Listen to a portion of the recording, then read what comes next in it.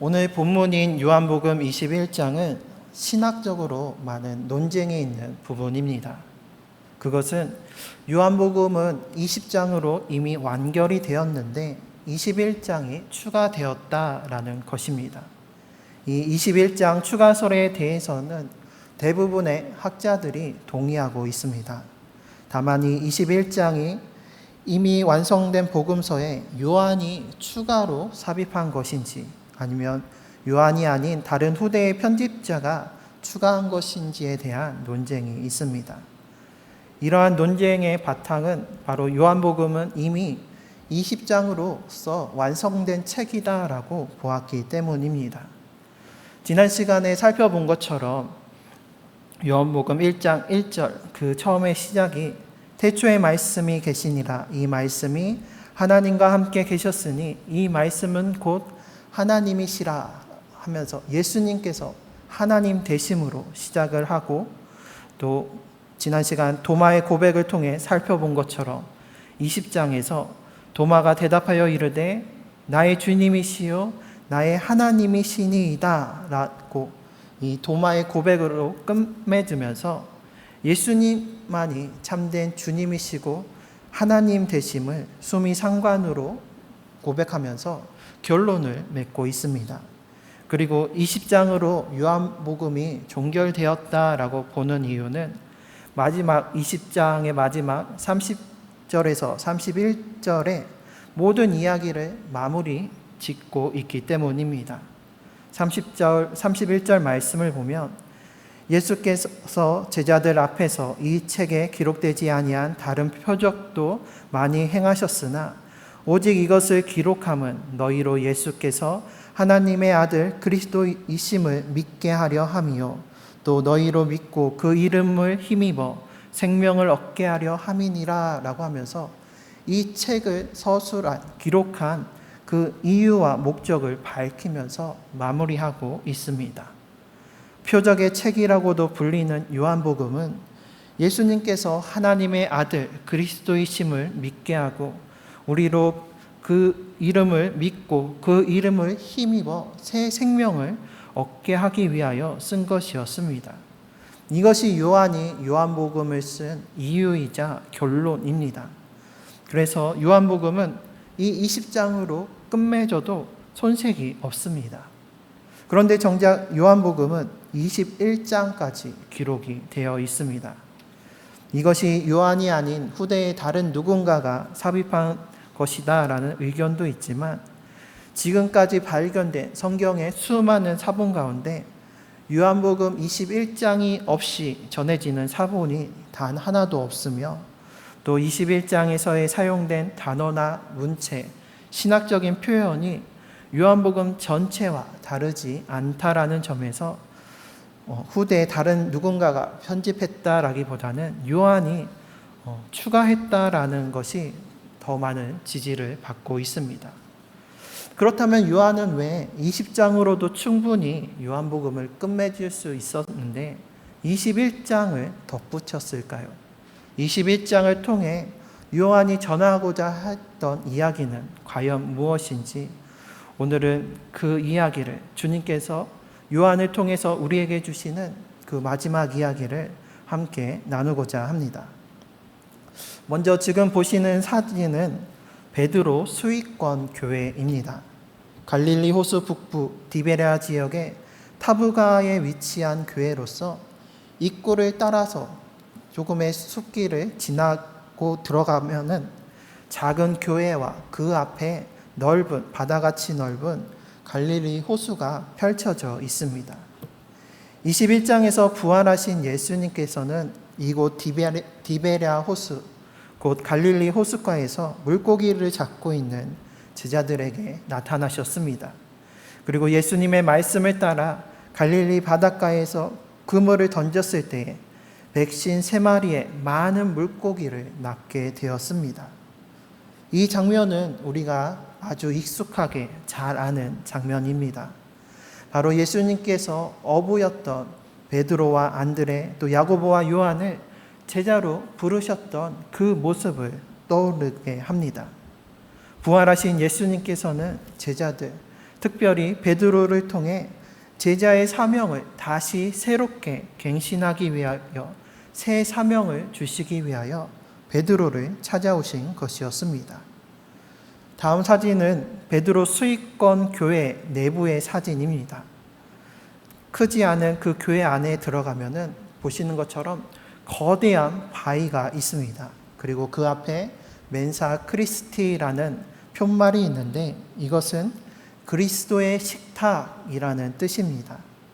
물고기를 잡은 후에 예수님께서 제자들과 함께 떡과 생선을 조반으로 드셨던 자리가 바로 이곳이다라고 여겨지고 있습니다. 예수님과 조반을 먹으면서 베드로는 예수님의 제자로서 주님과 동행했던 그 지난 모든 일들이 떠올랐을 것입니다.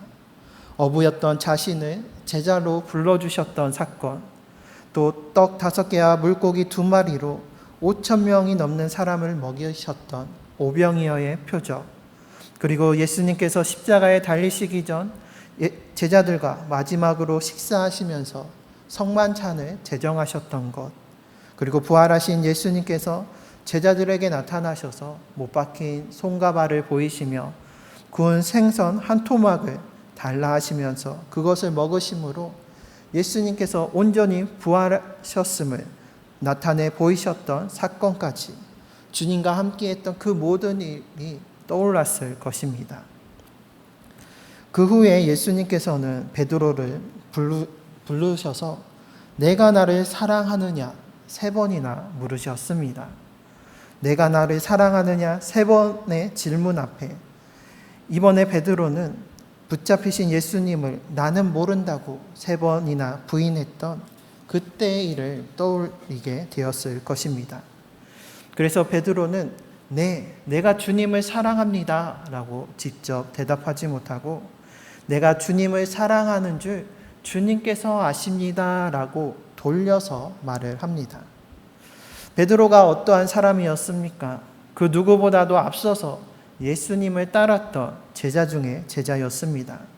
누구보다도 예수님을 사랑하고 예수님을 끝까지 따르겠다라고 호언장담하던 제자였습니다. 예수님께서 오병이어의 표적을 통해서 주님의 살과 피와 참된 생명의 양식에 대해서 말씀하셨을 때에 사람들은 육의 양식을 따라 주님을 떠나갔습니다. 또 살과 함께 피 흘림의 고난이 마음에 걸려서 많은 사람들이 예수님을 떠나갔습니다. 그때 예수님께서는 12 제자들에게 너희까지도 나를 떠나가려 하느냐라고 물으셨습니다. 그때 베드로는 자신 있게 대답하였습니다. 주여 영생의 말씀이 주께 있사오니 우리가 누구에게로 가오리까? 우리가 주는 하나님의 거룩하신 자이신 줄 믿고 알았사옵나이다 라고 고백하였습니다. 특별히 알았사옵나이다, 내가 압니다 라는 이 말을 기억하시기 바랍니다. 또 예수님께서는 붙잡히시기 전에 제자들의 발을 씻겨주시면서 십자가의 고난과 죽음을 당하실 것을 말씀하셨습니다. 그때 베드로는 주여 내가 지금은 어찌하여 따라갈 수 없나이까? 주를 위하여 내 목숨을 버리겠나이다 라고 고백하였습니다. 그리고 예수님께서 붙잡히셨을 때 칼을 빼내어 예수님을 지키려고 했었던 용기 있는 제자였습니다. 이렇게 예수님께서 하나님의 거룩하신 자 그리스도시고 살아계신 하나님의 아들이심을 믿고 안다라고 당당하게 말했던 그 누구보다도 충성된 믿음의 확신이 있는 제자가 바로 베드로였습니다. 하지만 정작 예수님께서 붙잡히시고 고난을 당하셨을 때 베드로는 어떠했습니까? 그는 3번이나 예수님을 부인하였습니다. 마태복음에서 예수님을 부인할 때 베드로는 이렇게 말하였습니다. 베드로가 모든 사람 앞에서 부인하여 이르되 나는 내가 무슨 말을 하는지 알지 못하겠노라. 또 맹세하며 부인하여 이르기를 나는 그 사람을 알지 못하노라 라고 말하였습니다. 그리고 마지막 3번째에는 저주하면서 맹세하여 이르기를 나는 그 사람을 알지 못하노라 라고 이야기하였습니다. 분명 우리가 주는 하나님의 거룩한 자이신 줄 믿고 알았사옵나이다 라고 하면서 내가 주님을 믿고 주님을 안다고 누구보다 당당하게 고백했던 베드로였지만 정말로 예수님께서 붙잡히시고 십자가에 달리셨을 때에는 맹세하며 저주하기까지 나는 그 사람을, 나는 예수를 알지 못한다라고 부인했던 베드로였습니다. 베드로의 이러한 앙은 불확실한 앙이었고 나약한 앙이었습니다. 그런 베드로에게 예수님께서는 내가 나를 사랑하느냐, 곧 내가 나를 아느냐, 내가 나를 믿느냐라고 물으셨던 것이었습니다. 그때 베드로가 어떻게 대답할 수 있을까요? 이전처럼 내가 주님을 사랑합니다, 내가 주님을 압니다라고 단언하면서 대답할 수 있었을까요? 베드로의 심정을 생각해 보면 차마 그럴 수 없었을 것입니다. 그래서 내가 나를 사랑하느냐라는 주님의 질문에 내가 주님을 사랑하는 줄을 주님께서 아십니다라고 대답할 수밖에 없었던 것이었습니다. 베드로의 이러한 고백은 자칫 자신감 없는, 확신 없는, 그리고 응답해야 할 자기의 책임을 예수님께 떠넘기는 소극적이고 비겁한 대답으로 여겨질 수도 있습니다. 하지만 부활의 주님을 만나고 예수님의 그 3번의 거친 물음 앞에 베드로의 고백은 점점 믿음의 고백으로 변모해져 갑니다. 먼저 주님께서는 베드로에게 내가 이 사람들보다 나를 더 사랑하느냐라고 묻습니다. 이에 베드로는 즉각 주님 그러하나이다 라고 대답합니다. 처음 베드로에게는 이 사람들보다, 다른 제자들보다도 예수님을 사랑했던 제자라는 그 자부심이 있었습니다. 비록 제자들 모두 예수님을 부인하고 두려워하여 숨어 문을 닫고 있었지만 그래도 제자들 가운데 자기가 좀 더 주님을 사랑하고 주님을 더 잘 알고 좀 더 충성된 사랑받는 제자라는 그 자부심이 남아 있었습니다. 하지만 그 다음 예수님께서는 2번째로 요한의 아들 시몬아, 요한을 부르시면서 내가 나를 사랑하느냐라고 물으십니다. 이 사람들, 다른 사람들과 비교하지 말고 너의 있는 모습 그대로 다른 사람과 상관없이 너와 나 그 단독의 자리에서도 내가 나를 사랑하느냐 물으십니다. 그때 베드로는 주님 그러하나이다, 내가 주님을 사랑하는 줄 주님께서 아십니다 라고 대답하였습니다. 그러나 예수님께서는 3번째로 또다시 질문하시면서 확인하십니다. 요한의 아들 시몬아, 내가 나를 사랑하느냐? 이 3번째 질문에 이번에 베드로는 곧바로 주님 그러합니다 라고 대답하지 못하고 근심하게 됩니다. 근심하다라고 번역된 헬라어는 그 원형이 리페오라고 하는데 이것은 슬픔이나 고통을 경험하다, 또 어떠한 결정에 있어서 아주 조심스러워하다, 또 해결되지 않은 일 때문에 속을 태우거나 우울해하다, 괴로워하다라는 뜻을 가지고 있습니다. 3번이나 거듭된 예수님의 질문에 베드로는 근심하며 괴로워하였습니다. 무엇이 베드로로 하여금 근심하게 하였을까요?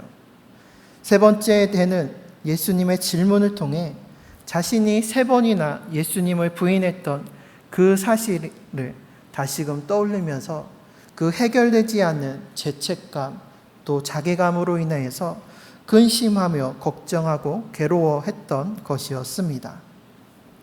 또한 예수님의 이 물음 앞에서 또 오늘 물고기 잡는 그 갈릴리 호수에 찾아오신 예수님을 만나면서 아마도 베드로는 예수님을 처음 만났을 때 했던 그 고백을 떠올렸을 것입니다. 누가복음 5장에서 베드로는 예수님께 대하여 스스로를 이렇게 고백합니다. 시몬 베드로가 이를 보고 예수의 무릎 아래에 엎드려 이르되 주여 나를 떠나소서 나는 죄인으로소이다 하니. 예수님의 제자로 주님의 말씀을 배우고 행하신 그 이적들을 직접 경험하고 또 주님을 따랐지만 누구보다 예수님을 사랑하는 자라, 누구보다 예수님을 잘 아는 자라 자부하였지만 예수님을 거룩하신 하나님의 아들이신 줄 안다고 장담하였지만 여전히 나는 죄인이었구나라는 사실을 깨닫게 됨으로 근심하게 되었던 것이었습니다.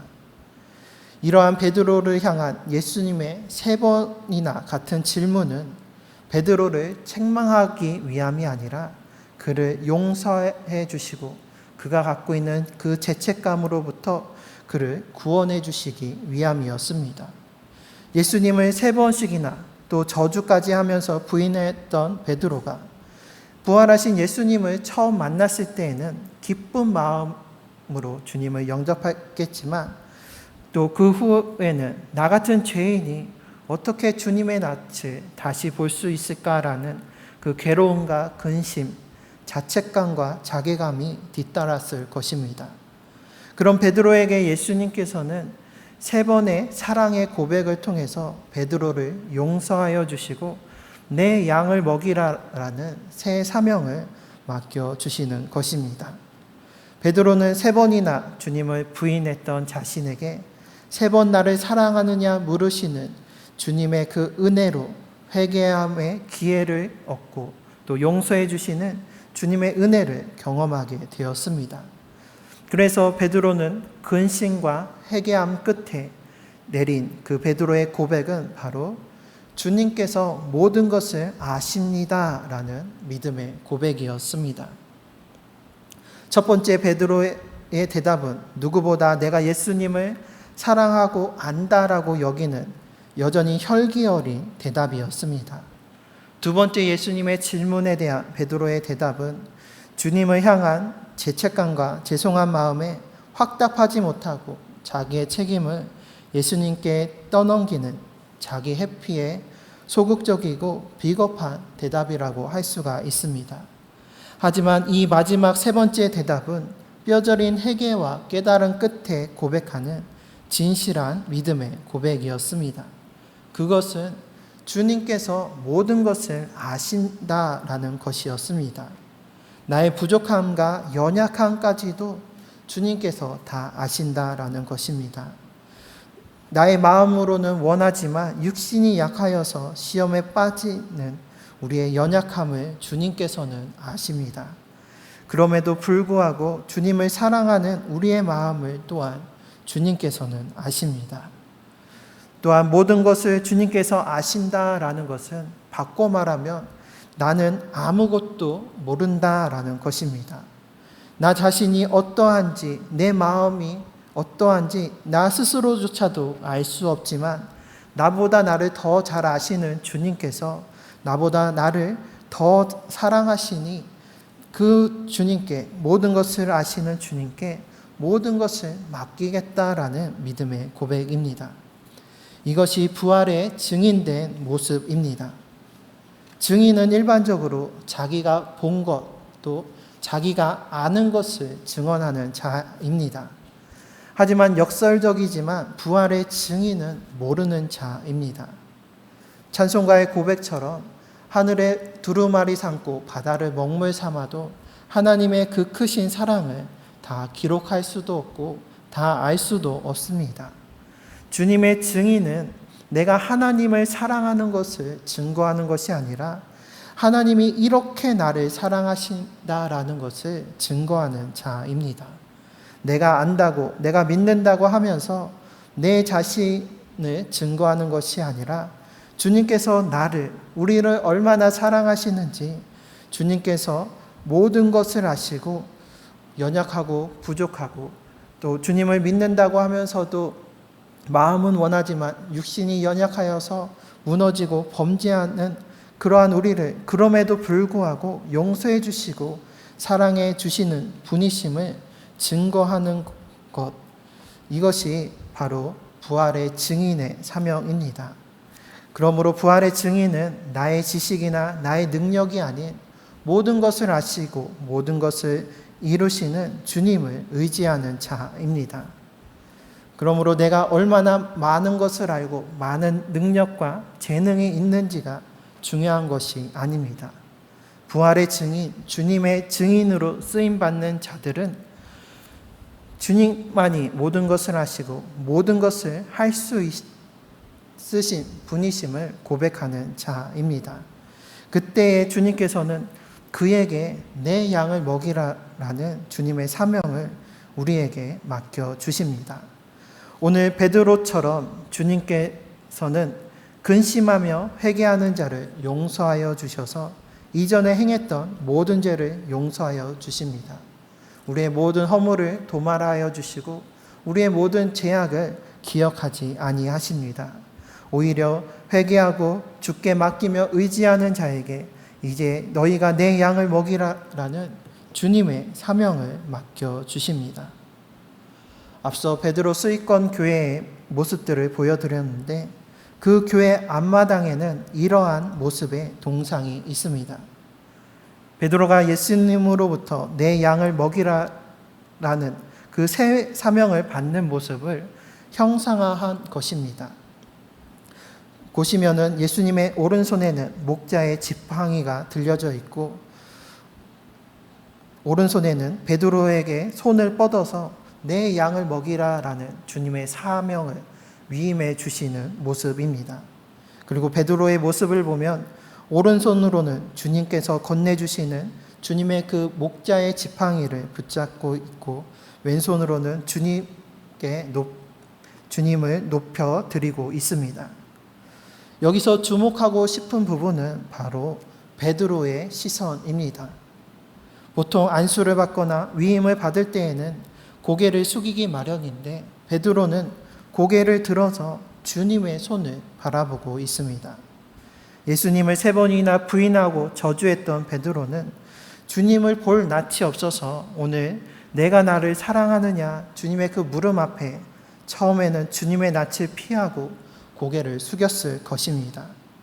하지만 내가 나를 사랑하느냐 물으시고 용서하시는 주님의 그 사랑과 은혜 앞에 이제 베드로는 고개를 들어서 주님의 그 못 박히신 손을 바라보게 되었습니다. 우리도 베드로처럼 주님을 압니다, 믿습니다, 끝까지 주님을 따르겠습니다 라고 다짐하여도 자꾸만 무너지고 넘어질 때가 있습니다. 하지만 오늘 베드로를 불러주신 주님의 그 음성을 듣고 고개 숙일 수밖에 없던 베드로가 고개를 들어 주님의 그 못 박힌 그 손을 볼 수 있었던 것처럼 우리도 우리를 용서하여 주시고 우리의 죄를 사하여 주시는 주님 앞에 그 모든 죄책감을 내려놓고 주님의 은혜 앞에 주님의 손을 고개를 들어 바라보며 우리를 바라보시는 주님을 바라보며 주님의 음성을 듣는 우리 모두가 되시기를 바랍니다. 오늘 요한복음 21장은 추가된 장이라고 말씀을 드렸는데 이것은 요한복음의 이야기가 예수님의 복음에서 끝난 것이 아니라 그 뒤에 또 다른 이야기가 있음을 이야기합니다. 요즘 영화의 트렌드 중에 하나가 영화 끝에 쿠키 영상을 삽입하는 것이 있습니다. 보통은 우리가 영화를 보면 영화가 이제 다 끝나고 엔딩 크레딧으로 누가 제작에 참여하고 누가 연기를 하였는지 그 엔딩 크레딧이 오르면 모든 사람들이 이제 다 끝났구나 하고 자리를 일어서게 됩니다. 그런데 요즘은 영화 끝에 에필로그로 짧은 영상이 들어가 있습니다. 그러면서 그 영상을 통해서 본편에서 미처 하지 못했던 이야기들을 하거나 또 시리즈물 같은 경우는 그 다음 이야기의 내용을 스포일러 하거나 또 새로운 주인공을 소개하는 역할을 합니다. 오늘 요한복음 21장도 이와 마찬가지입니다. 요한복음으로서 복음이 되시는 예수님의 이야기와 예수님의 공생의 사역과 구원의 십자가와 부활의 사역은 이 땅에서 사역은 끝났지만 그 예수님의 그 복음의 사역, 구원의 사역이 21장을 통해 베드로에게 내 양을 먹이라 하셨던 것처럼 이 땅에 남겨진 우리에게 주님의 그 사명이 이어지고 있다라는 것입니다. 그러므로 오늘 주님께서는 우리에게도 내가 나를 사랑하느냐 물으십니다. 그때 주님의 음성에 주님께서 모든 것을 아십니다. 내가 주님을 사랑하시는 줄 주님께서 아십니다 라고 고백하면서 우리의 모든 것을 맡기면서 주님만을 의지하면서 내 양을 먹이라 하신 우리에게 맡겨주신 이 땅 가운데 우리에게 주어주신 그 사명을 끝까지 감당하면서 주님을 의지하며 나아가기 바랍니다. 나의 능력이나 나의 상황 또 세상을 바라보고 낭망하고 좌절하며 또 내가 과연 할 수 있을까? 내가 주님의 쓰임 받을 수 있을까라고 낙담하는 것이 아니라 베드로처럼 주님의 못자국 난 손을 의지하면서 그 손을 바라보며 나아가길 바랍니다. 그리고 주님의 그 못자국 난 그 손을 통해서 이 세상이 아닌 하나님 나라를 바라보면서 하나님 나라에 이를 때까지 주님의 증인으로서의 사명을 끝까지 감당하는 우리 모두가 되시기를 주님의 이름으로 축원합니다.